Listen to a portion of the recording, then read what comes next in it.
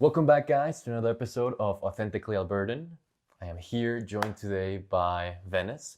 Venice works for BLOC, a marketing agency here in Calgary. How you been today? Good. How are you? Good. How was your morning like? Not chaotic at all. Just getting ready. So yeah, I hope I look pretty today. But what about work? How's work been for February? Any businesses that need marketing?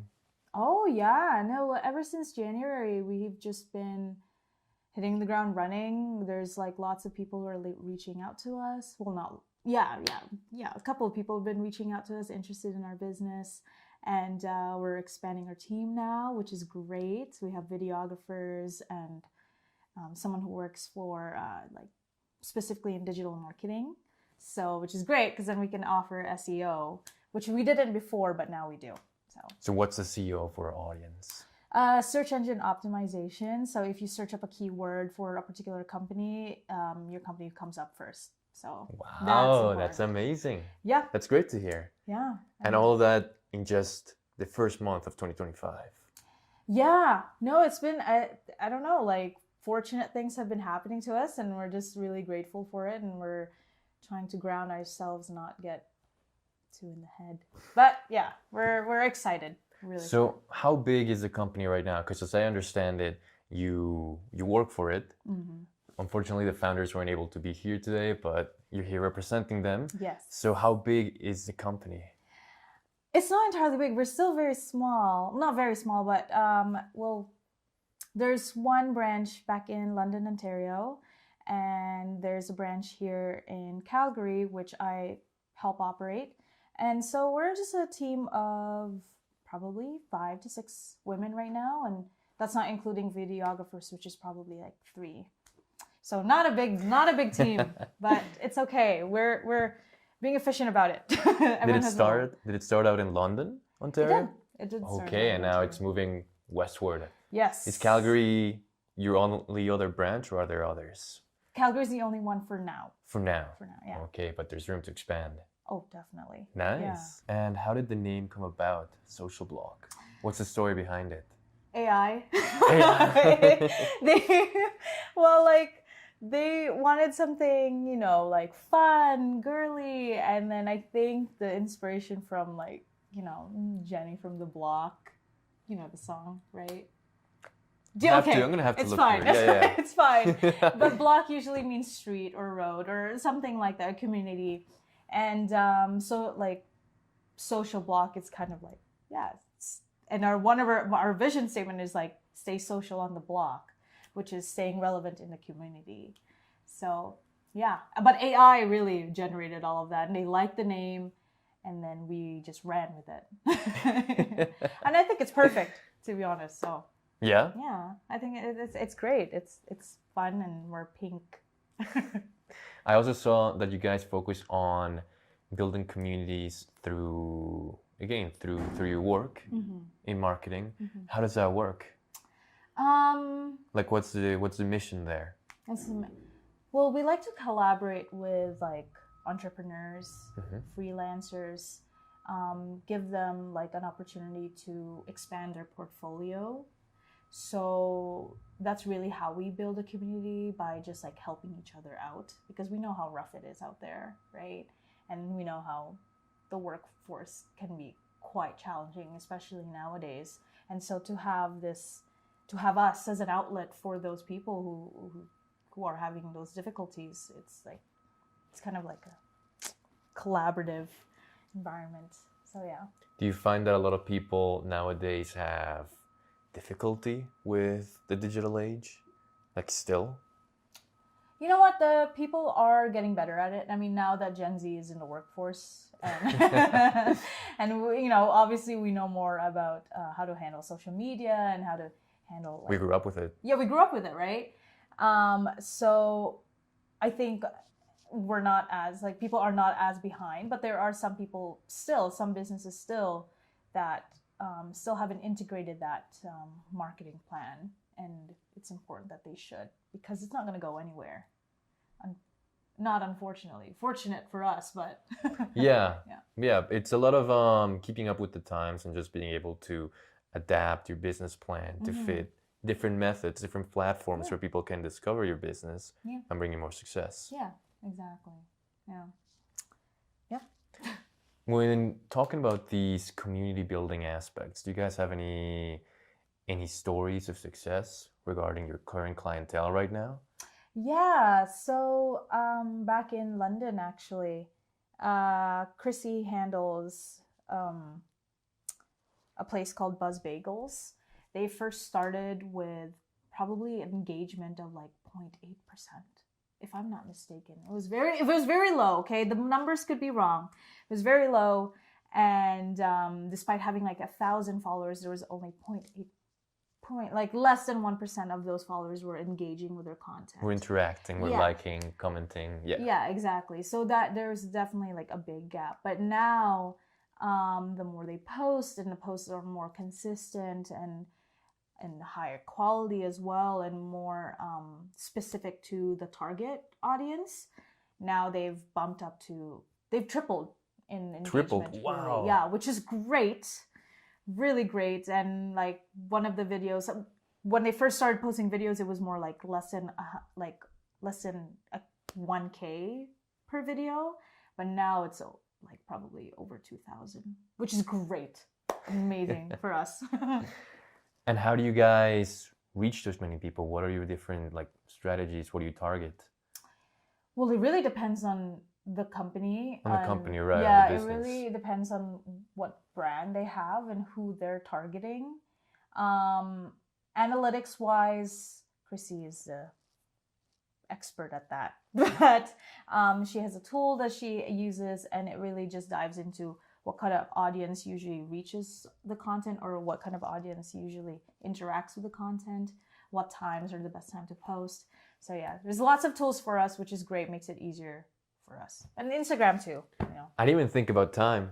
Yeah, no. I didn't even think about time to post, where people are gonna like see it the most. No. My goodness. I know you don't think about that until, you know, you post a funny reel at like 10 p.m.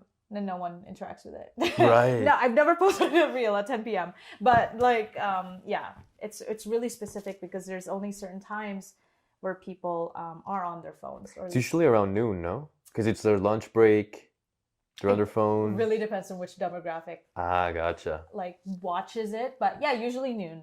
Usually like 1. Yeah. So everything stems from the demographic when you're posting these marketing things. Yeah. Okay. Yeah. We got to be specific about that. We can't just post, like, let's say the demographic is usually 50-year-olds. I don't think they're going to open their phone probably until like 7 p.m. So we won't post anything before that, right? How do you guys reach older people? That's a good question, like seniors.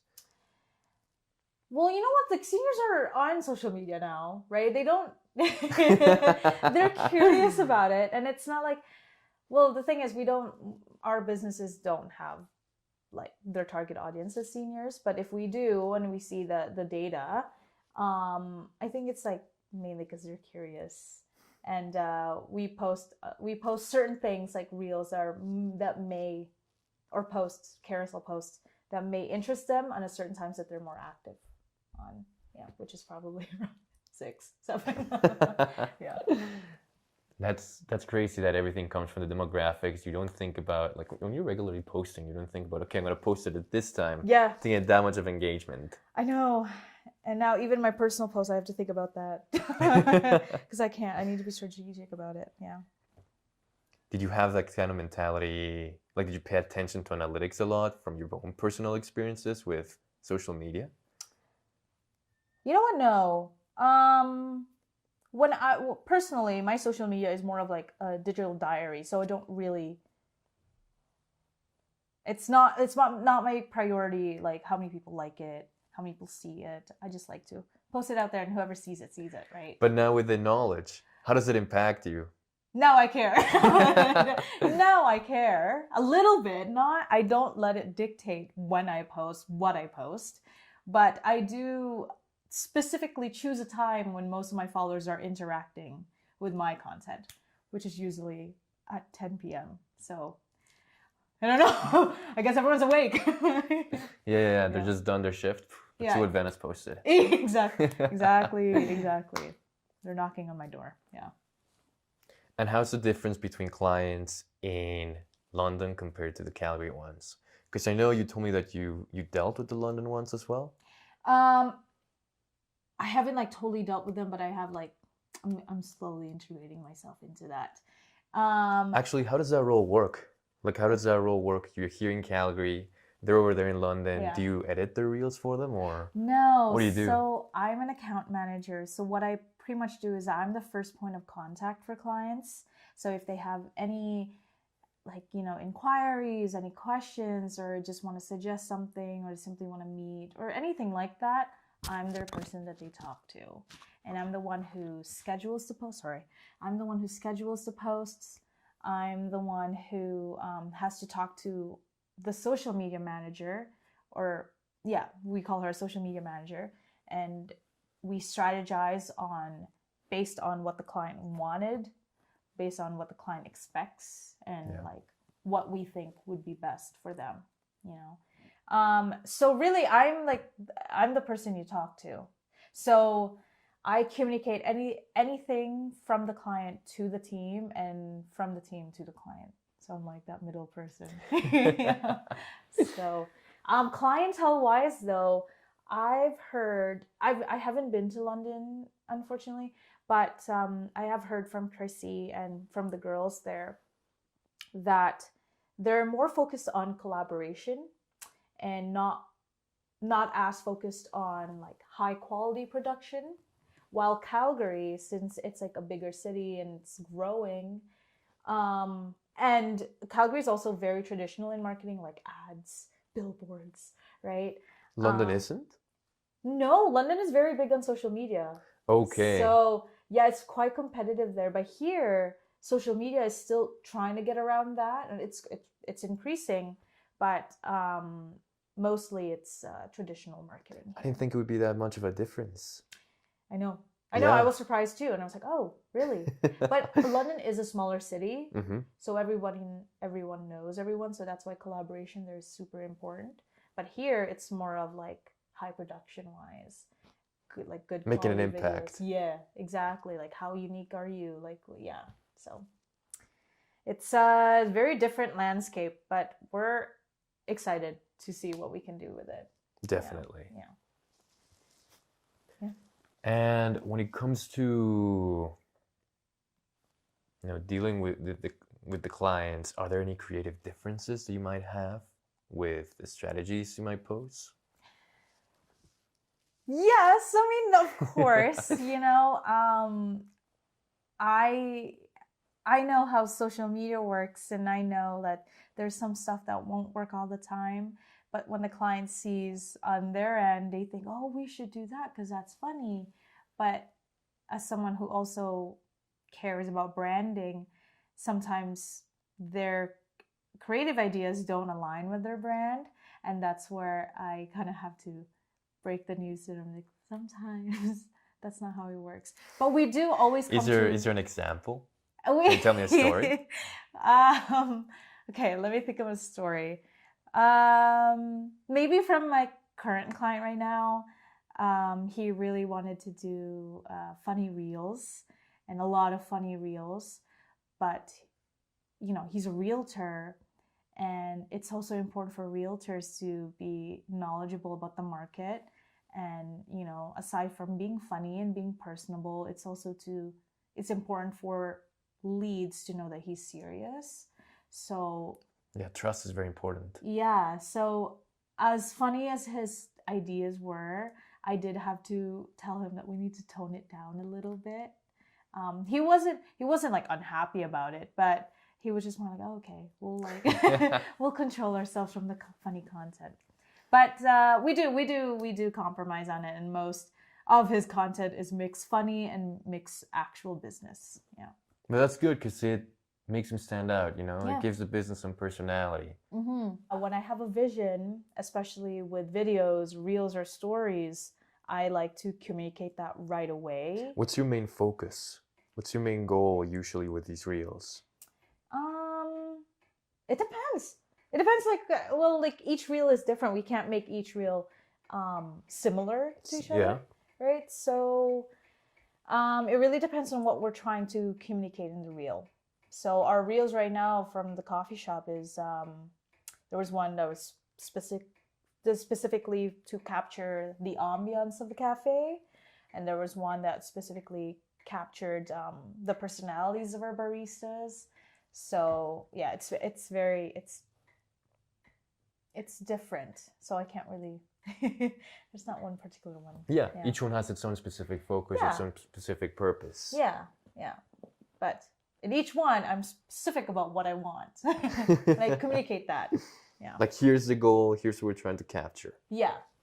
And luckily, we have very talented editors, videographers, so they tolerate me. Have you edited too? Like you said, you handled the camera before. Have you done the editing? Okay, I have tried. I have a video where I did. If you look on one of the accounts, the coffee shop account, there is one video that I did take a video of. I took everything and I edited it on the same night with a massive headache. The thing about it is that I'm so specific a lot of things. I'm a perfectionist, so it takes me longer than it should. I don't edit the videos anymore. If I need to, I will. Yeah, like you still know how to, but I know tend to focus on something else. Yes, I know the basics of it. I know how to crop. I know how to crop a video, so yeah. I guess one of the aspects that we should focus on, since you are working for a small company, is how is the environment, the work environment in it? It's so positive. It's so supportive, right? It's run by a group of women, but we're all so supportive of each other.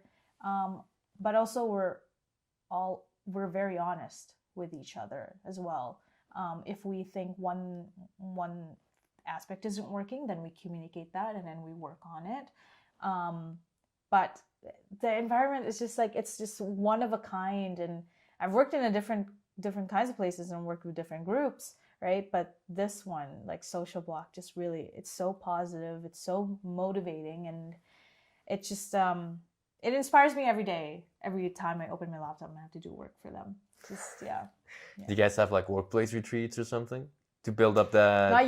Not yet. I'm claiming it. I am banking on it. They promised to take me to London. So Ontario, not London. Not London, England. No. London, Ontario. London, Ontario. And you know what? I've never been to Ontario. Never been to Ontario? I've never been Not Niagara Falls? Not Toronto? No. I've never been outside of Calgary. Maybe Kelowna. That was the farthest I went. So, okay, fair enough. Yeah, so I'm banking on the London trip. They said they have beaches there, so... You have to go to in the summer then. Yeah. Really enjoy them. Yeah, I hope so. Yeah, I'm going to talk to my boss about that.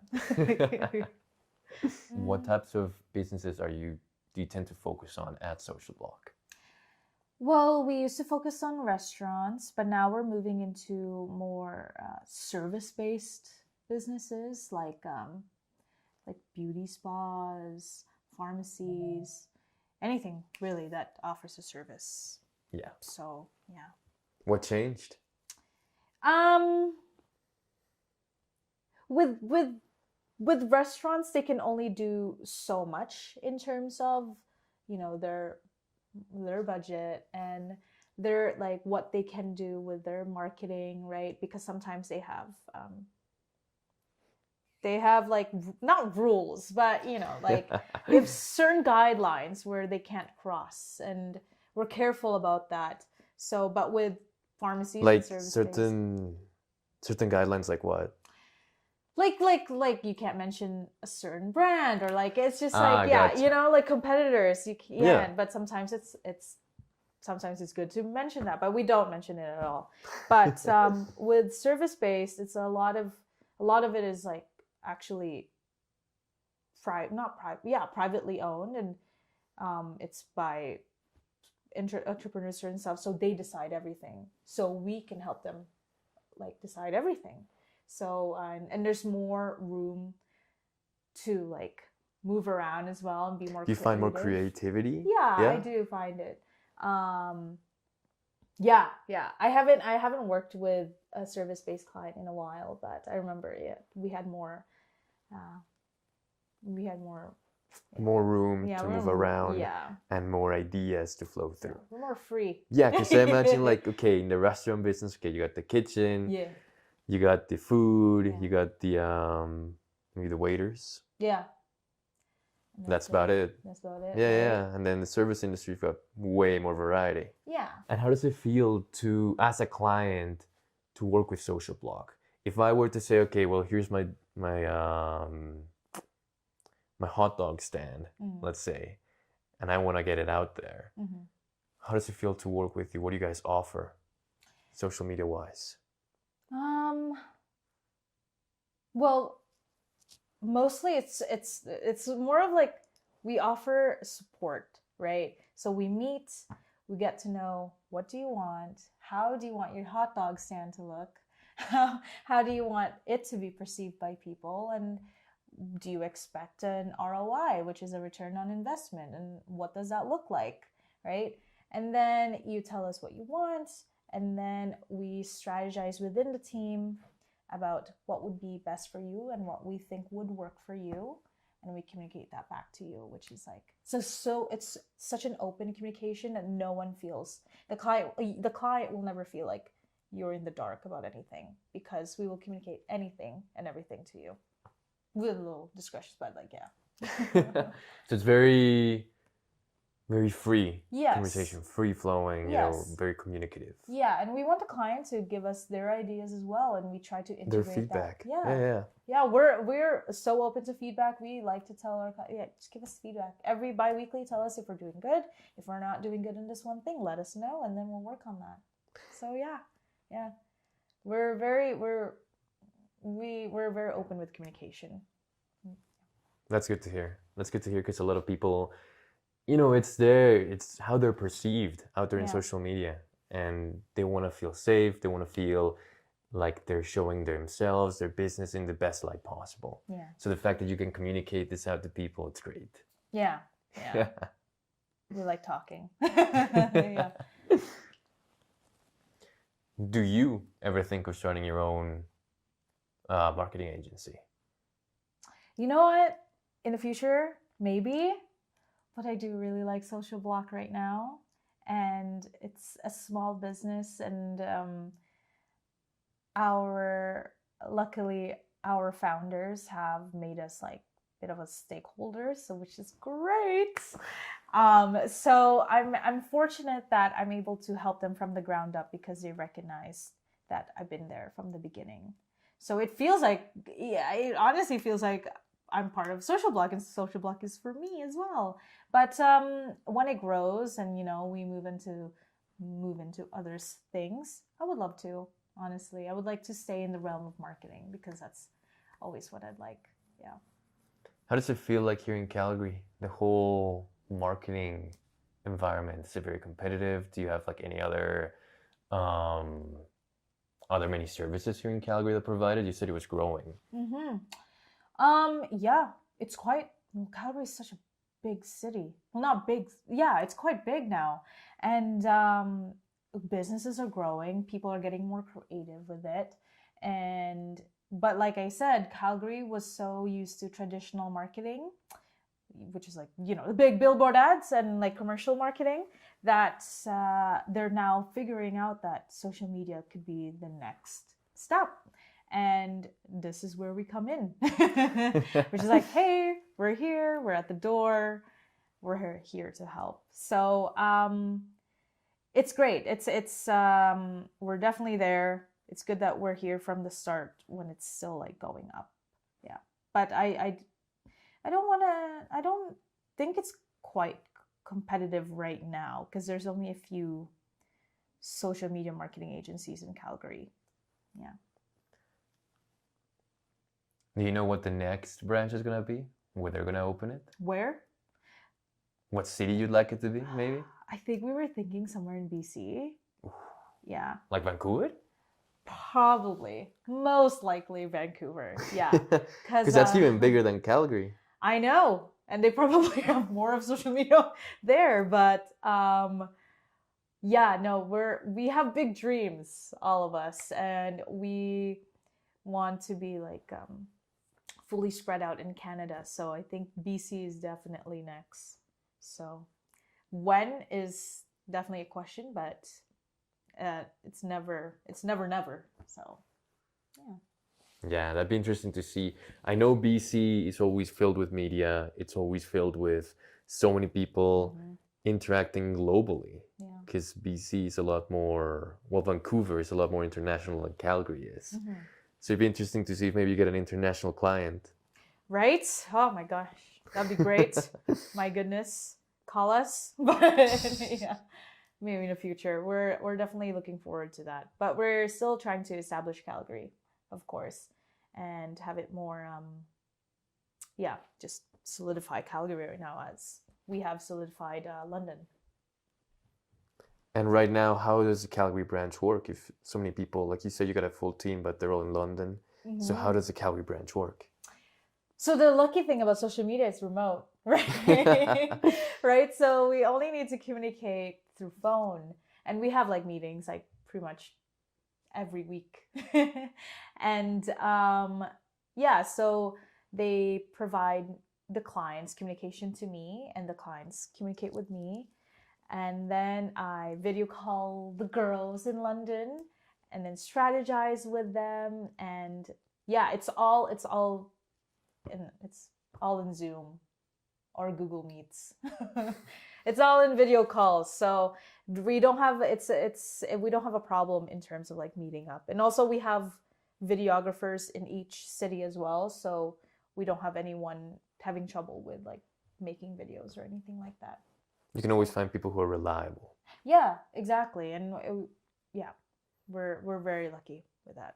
Do you have any advice for people who are getting into marketing just now? Maybe going through a SAFE program. Oh, network. Please, network. I didn't know I even liked networking until I started networking, because COVID obviously affected all of our the way we communicate with each other, right?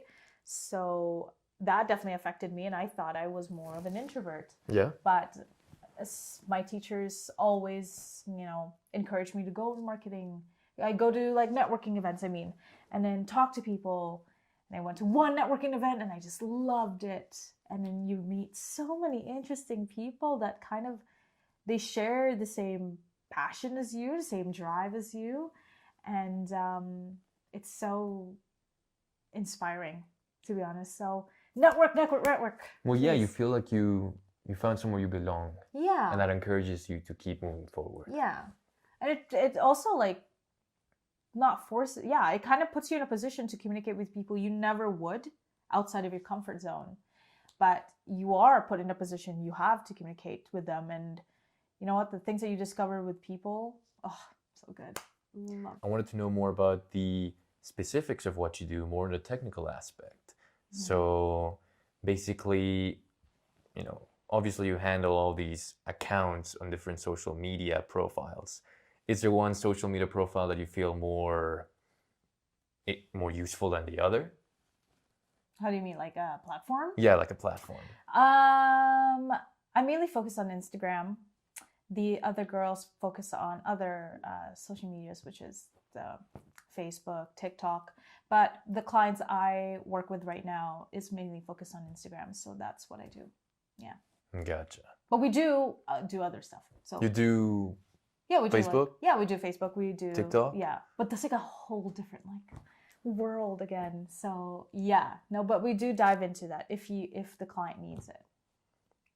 When you say world, is it like accessibility wise or just different algorithms? Algorithms. Yeah, and a different way, like different format of posting, right? So in Facebook, we probably wouldn't worry too much about the profile grid. But in Instagram, we do. Ah, yeah. Gotcha. Right? So, yeah. And on TikTok, it's... I haven't dived into You haven't TikTok delved into TikTok yet? No, not yet. But it's probably a whole different thing again, And what's the most pivotal thing about the algorithm on Instagram? What does it look for the most?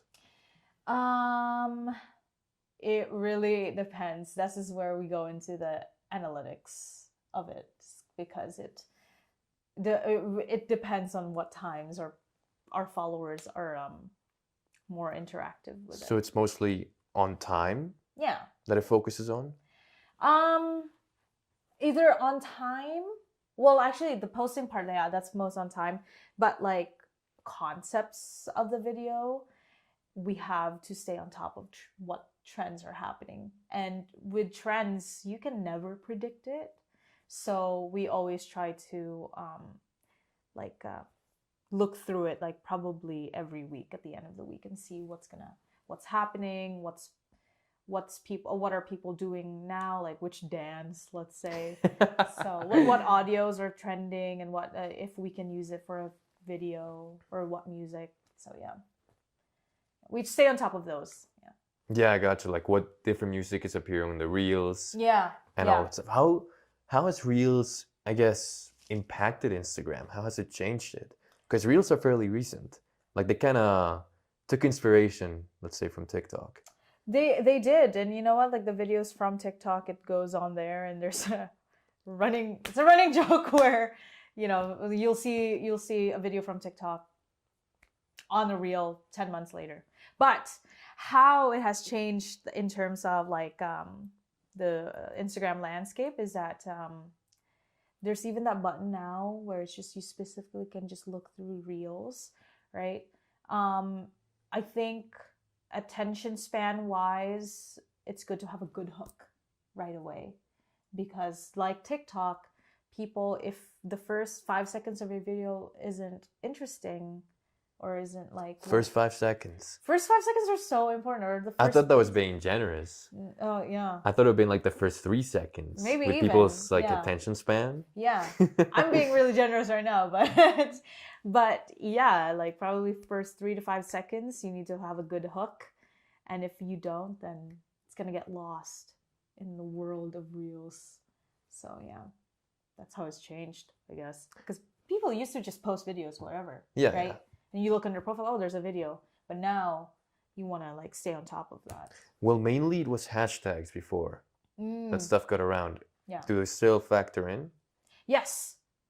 Hashtags, yes, they do. Because to me, it seems like they stayed kind of like in the 2010s, the hashtags. They're just as important, because that's how I find your video gets on top of being played. Okay.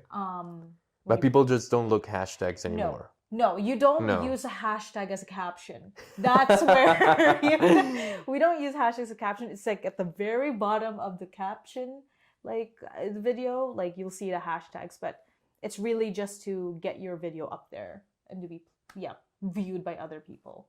Yeah. It's added so many features that just personalize your feed. Identify who you are. Mm-hmm. It's crazy how sometimes you'll be looking something completely different on a platform, and then on another platform it'll pop up. Like, has that ever happened to you? You look something up on YouTube, and then let's see, for example, on YouTube I looked up lawnmowers, right? The history of the lawnmower, and then I go on Instagram, it just shows me like lawnmower advertisement commercials. How does that work? I'm gonna lie. No, I don't know. I don't know. I think it's like it's the police.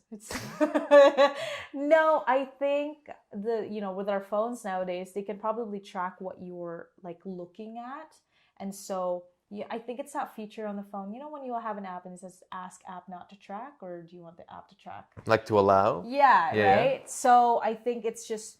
Now all the apps are integrated into one little system where if you search up a keyword, then they'll advertise that in another platform, just to make it more seamless and doesn't have to be like all over the place. So yeah, I personally don't know how it works.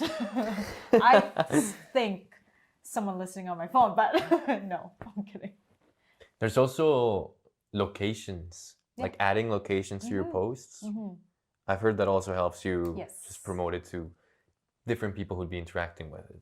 Yes, but I personally find that it's good to stay true to which location you're at.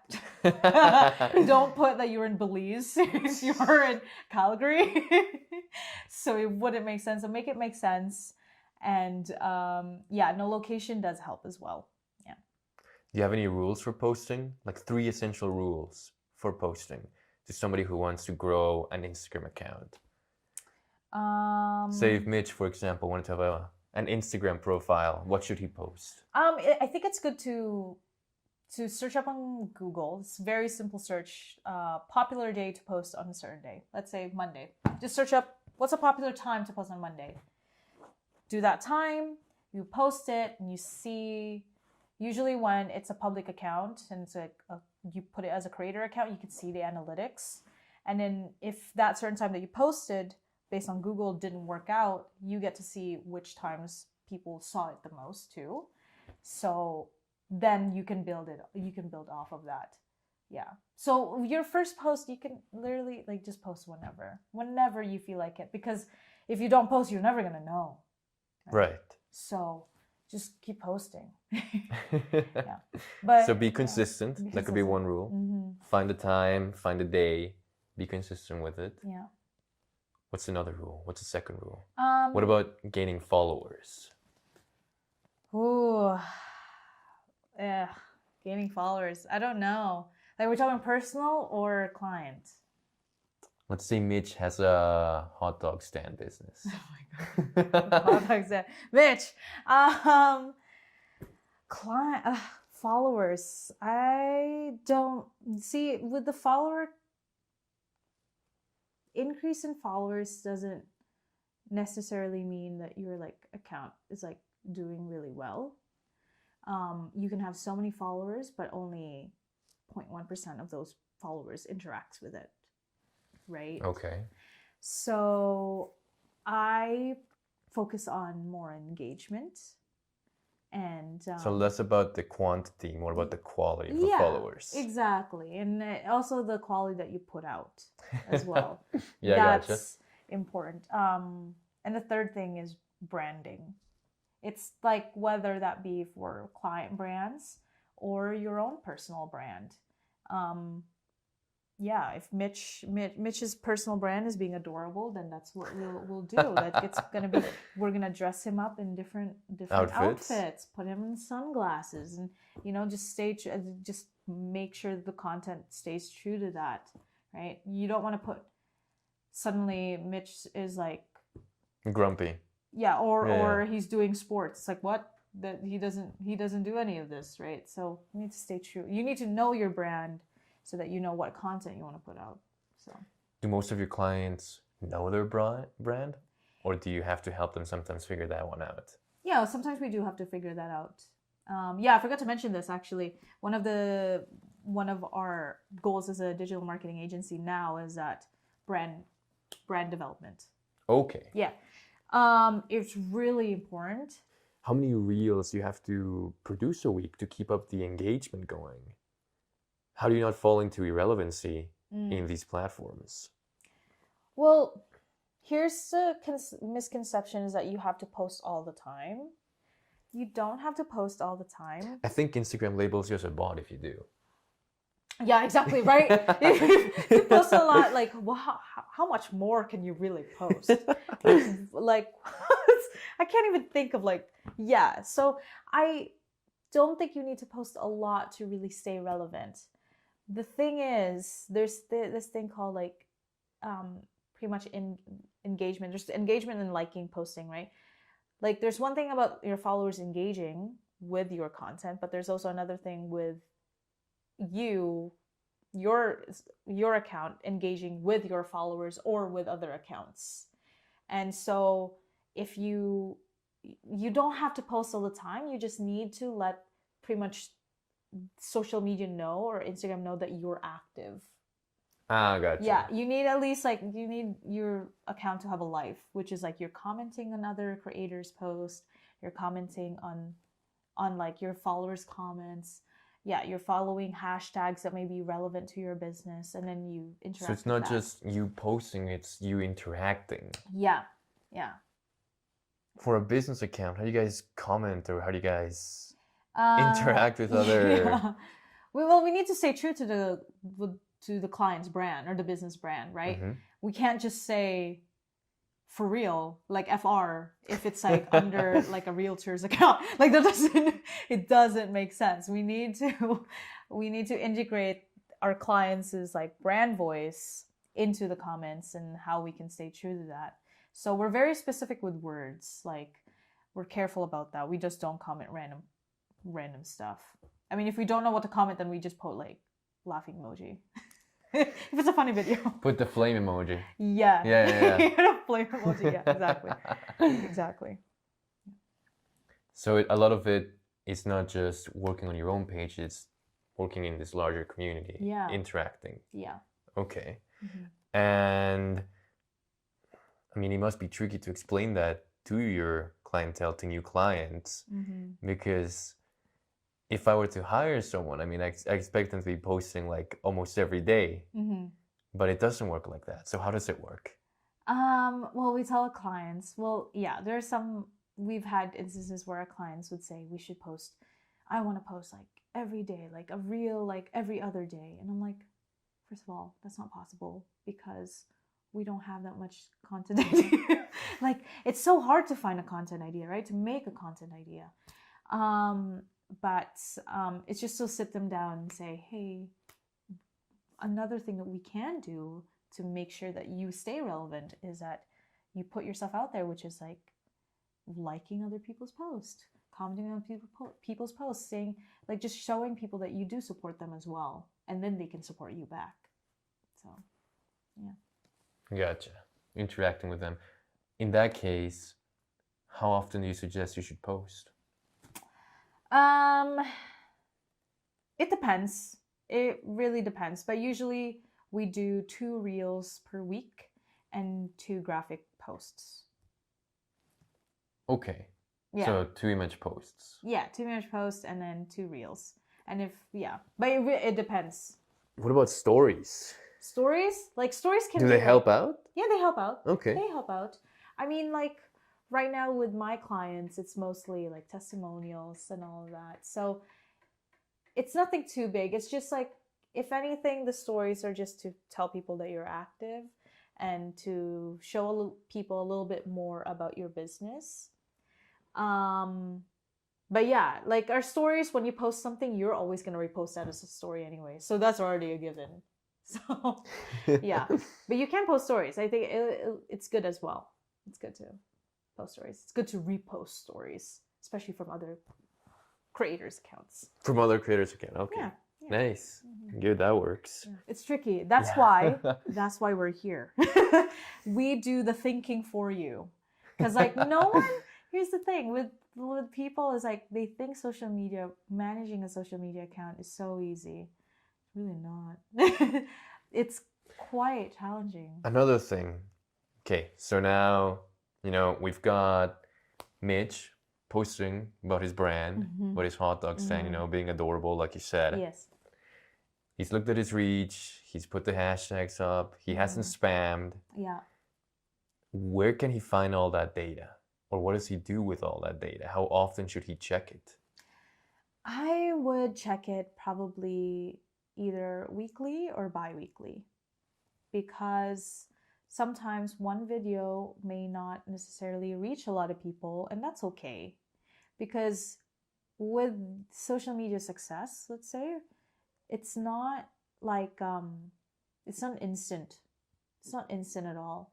You can post so many videos, but those videos can only have like 5. But eventually, when you get the hang of it and people see that, oh, this guy's consistent, or they know their brand and all that, then it will like increase. You'll see a little bit of progress, but it's a slow progress, right?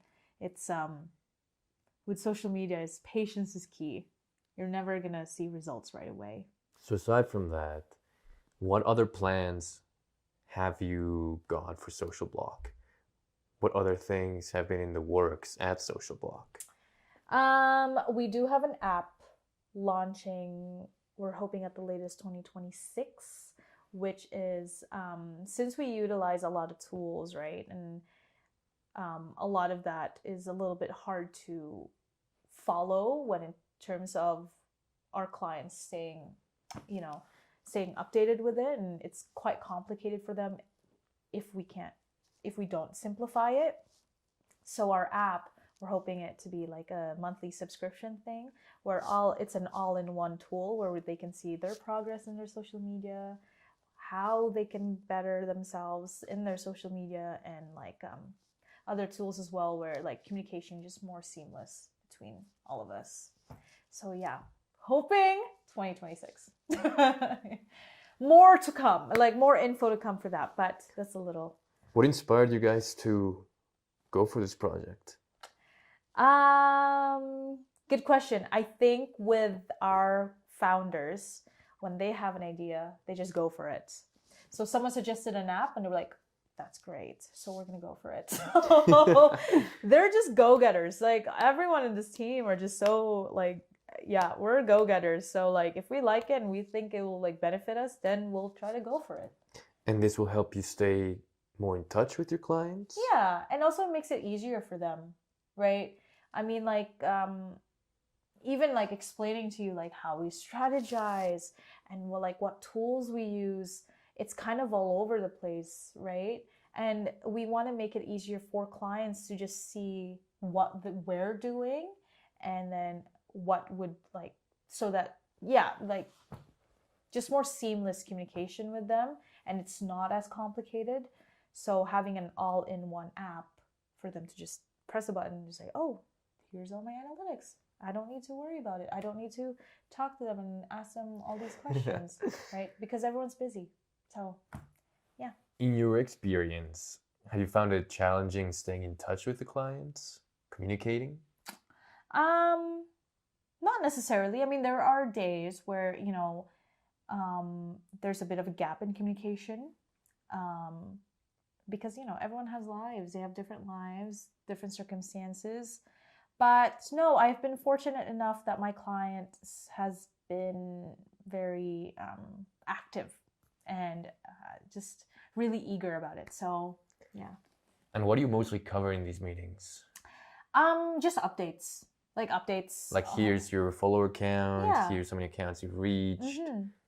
And what future content they would like to see on their profile, and if they have any ideas, we let them share, and then we're like, oh yeah, that's great, and then let me talk to and then we strategize about it like after the meeting. We don't strategize with the clients because we've discovered that the less you tell them about it, the more the less questions you ask, the more they're happy about it, because what they want to say is just like, this is my goals. Well, like you said, they've got lives. Yeah, exactly, right? They've got different things to worry about. Yeah. And you got to take care of that. Yeah, exactly. Yeah. So we strategize for them. But we do, in those meetings, we do like to figure out what your goals are for the next month or next 3 months. And then, yeah, we go from there.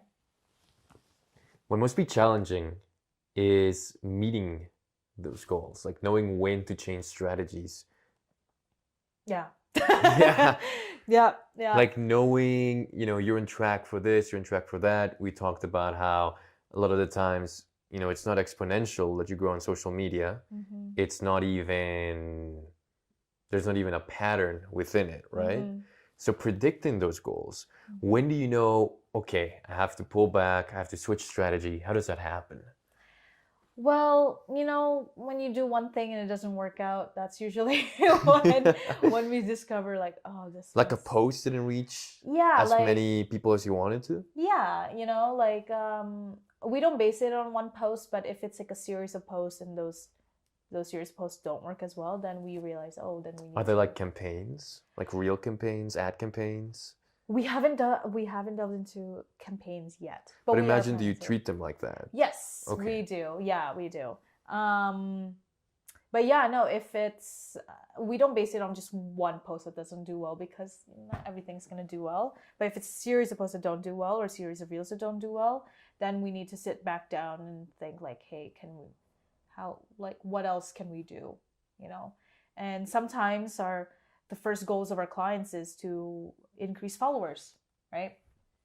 But that's not necessarily, let's say they want more, 50, 100 more followers at the end of 2 weeks or at the end of 3 weeks. And it's that doesn't work out, and it's like, okay, we need to change strategy, which is maybe we can be more consistent with our posting, and then maybe we can have like 5 followers per week and something like that. So yeah, there you go. And then using that switch, you kind of find your groove again. Yeah, exactly. It's good to be flexible about it. It's not good to be fixated on one thing, because at the end of the day, it's not personal.